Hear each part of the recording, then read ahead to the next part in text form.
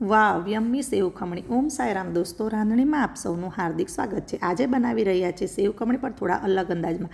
એના માટે મેં 1 કપ મગની દાળ લીધી છે, 1 ચમચી ચણાની દાળ લીધી છે. એને આપણે સરસ રીતે ધોઈ નાખીને 2 કલાક માટે પલાળી મૂકશું. હવે ચટણીની તૈયારી કરી તેના માટે આદું, લસણ અને મરચાં લીધા છે. એને ચોપરમાં દરદરું પીસી નાખશું અને એના અંદર જ આપણે દાળ પલાળેલી દાળને પણ 2 કલાક પછી નાખીને તેને પણ પીસી નાખશું. તમારી પાસે ચોપર ન હોય તો તમે મિક્સર ગ્રાઇન્ડરનો યુઝ કરી શકો છો. મિક્સર ગ્રાઇન્ડરમાં તમે દરદરું પીસી લેજો. હવે કઢાઈના અંદર આપણે 4 ચમચા તેલ લઈએ, તેમાં રાઈ, જીરું, કડી પત્તા હોય તો તમે કડી પત્તા નાખજો અને હિંગ નાખીને આપણે 3 કપ પાણી નાખી દઈએ અને તેને ઉકળવા દઈએ.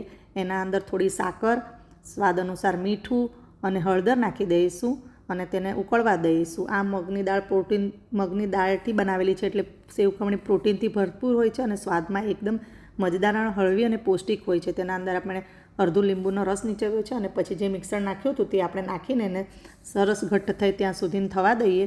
આ તમારી સેવ ખમણી તૈયાર થઈ ગઈ છે. હવે આપણે એની ચટણી બનાવીએ. તેના માટે તે જ સેવ ખમણી 2 ચમચી લીધી છે. તેમાં ધાણા, મરચાં અને લસણ લઈ દીધા છે. સ્વાદ અનુસાર થોડું મીઠું લીધું છે અને આપણે એને પીસી લઈશું. જેથી આ ચટણી સેવ ખમણી માટે તૈયાર થઈ ગઈ છે અને સ્વાદિષ્ટ સેવ ખમણી તૈયાર થઈ ગઈ છે. તમે જરૂરથી એને ટ્રાય કરજો અને મારી રાંધણીને લાઇક, શેર, સબસ્ક્રાઈબ કરજો. Thank you.